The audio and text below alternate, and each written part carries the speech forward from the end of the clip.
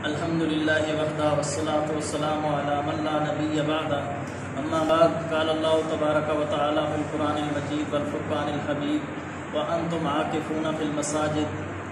محترم سامعین و ناظرین، اعتکاف کے حوالے سے چند باتیں آپ کے ساتھ کرنا چاہتا ہوں۔ اعتکاف رسول کریم صلی اللہ علیہ وسلم کی سنت ہے اور مستحب عبادت ہے۔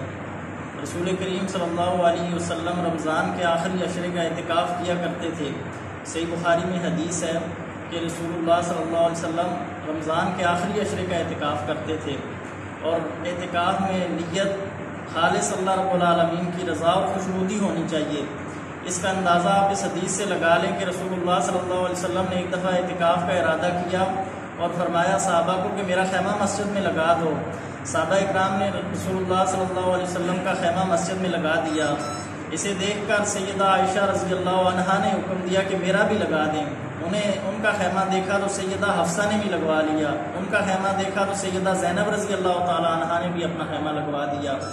جب رسول اللہ صلی اللہ علیہ وسلم آئے تو دیکھا کہ خیمے لگے ہوئے ہیں، کہنے لگے اے صحابہ یہ خیمے کس کے ہیں؟ فرمایا اللہ کے نبی صلی اللہ علیہ وسلم یہ آپ کی بیویوں کے ہیں۔ تو آپ صلی اللہ علیہ وسلم نے ارشاد فرمایا ان خیموں کو اکھاڑ دیا جائے، کیونکہ یہ تو ثواب کی نیت سے نہیں لگائے گئے، ایک دوسرے کو دیکھا دیکھی لگائے گئے ہیں، تو ایسے اعتکاف کی اللہ رب العالمین کو ضرورت نہیں ہے۔ اعتکاف کا مقصد خالص اللہ رب العالمین کی رضا اور خوشنودی ہونا چاہیے۔ اعتکاف جو بندہ بیٹھتا ہے وہ خالص اللہ کی رضا کے لیے بیٹھے، قرآن کریم کی تلاوت، نوافل، علم سیکھنا سکھانا، امر بالمعروف نہی عن المنکر، اس پر خاص توجہ دیں۔ اور لیلۃ القدر جس کے بارے میں اللہ رب العالمین کے قرآن میں ارشاد ہے کہ لیلۃ القدر خیر من الف شہر، لیلۃ القدر 1000 مہینوں سے بھی بہتر ہے۔ اور اس کے ساتھ صحیح بخاری کی حدیث میں لا لیں، رسول اللہ صلی اللہ علیہ وسلم نے ارشاد فرمایا کہ لیلۃ القدر رمضان کے آخری عشرے کی طاق راتوں میں تم تلاش کرو۔ تو طاق راتوں میں خصوصی عبادت کا، قرآن کریم کا اہتمام کریں تاکہ آپ کو لیلۃ القدر مل جائے، اور جس بندے کو لیلۃ القدر میں عبادت کرنا نصیب ہو جائے اس بندے کی خوشنودی اور عظمت اور رحمت کے کیا ہی کہنے، اس نے کس قدر رحمت کو سمیٹ لیا، اس نے کس قدر جو ہے اللہ رب العالمین کا قرب پا لیا، کیونکہ لیلۃ القدر بہت افضل اور فضیلت والی رات ہے، اور یہ رات رمضان کے آخری عشرے کی طاق راتوں میں ہے۔ بعض لوگ جو ہے اس کو 27ویں رات کے ساتھ خاص کر لیتے ہیں، یہ بات صحیح نہیں ہے۔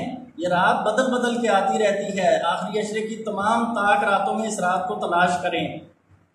اور اعتکاف کے حوالے سے چند باتیں بھی آپ نوٹ کر لیں کہ جو بندہ اعتکاف بیٹھا ہوا ہے، اگر عذر کی بنا پر اس کو کھانا لانے والا اور لے کوئی نہیں ہے تو وہ کھانے کے لیے، کھانا کھانے کے لیے اور سحری کھانے کے لیے گھر جا سکتا ہے۔ اسی طرح اگر مسجد میں غسل کا اہتمام نہیں ہے، اسے غسل کی ضرورت ہے تو وہ غسل کے لیے بھی گھر جا سکتا ہے۔ اور اسی طرح اگر کوئی ایسا شرعی عذر ہے اس کو جو مسجد سے نکلنے پر مجبور کرتا ہے تو اس لیے بھی وہ گھر جا سکتا ہے۔ رسول اللہ صلی اللہ علیہ وسلم کی حدیث صحیح بخاری میں موجود ہے، آپ صلی اللہ علیہ وسلم کی بیوی آپ صلی اللہ علیہ وسلم سے ملنے مسجد میں آئیں، تو جب وہ جانے لگی تو آپ صلی اللہ علیہ وسلم گھر تک انہیں چھوڑنے چلے گئے، حالانکہ آپ تو اعتکاف بیٹھے ہوئے تھے۔ تو اس سے بھی معلوم ہوا اگر کوئی شرعی عذر ہے تو اس عذر کی بنا پر آپ مسجد سے نکل سکتے ہیں۔ اس طرح اگر جامع مسجد نہیں ہے جس میں جماعت تو ہوتی ہے لیکن جمعہ نہیں ہوتا، جمعہ پڑھنے کے لیے بھی آپ دوسری مسجد جو قریب ترین ہے اس میں آپ جا سکتے ہیں۔ اعتکاف کی حالت میں یا آپ جمعہ پڑھنے جائیں، جمعے کے بعد پھر آ جائیں، تو اس سے اعتکاف میں کوئی حرج نہیں آتا۔ اور ہماری بعض مائیں اور بہنیں گھروں میں اعتکاف بیٹھ جاتی ہیں، تو اعتکاف کا رکن ہے مسجد میں بیٹھنا، گھر میں اعتکاف نہیں ہوتا۔ اعتکاف کا رکن ہے مسجد میں اعتکاف بیٹھنا، تو اس لیے ماؤں بہنوں کا بھی جہاں اہتمام ہے مسجد میں جا کے اعتکاف بیٹھیں، گھر میں اعتکاف نہیں ہوتا، کسی صورت بھی گھر میں اعتکاف جائز نہیں ہے۔ اور جو لوگ اس کے جواز کے قائل ہیں وہ بھی یہ نہیں کہتے کہ کوئی بھی عورت جہاں چاہے کہ گھر میں اعتکاف بیٹھ جائے، ان کے لیے بھی خاص شرائط ہیں، اس کے تحت جو ہے وہ گھر میں اجازت دیتے ہیں، حالانکہ ان کی بات ٹھیک نہیں ہے، اعتکاف صرف مسجد میں ہوتا ہے۔ تو ہم اللہ تعالیٰ سے دعا کرتے ہیں کہ اللہ تعالیٰ ہمیں قرآن و سنت کو سمجھ کر اس کے مطابق اپنا عقیدہ اور عمل بنانے کی توفیق عطا فرمائے۔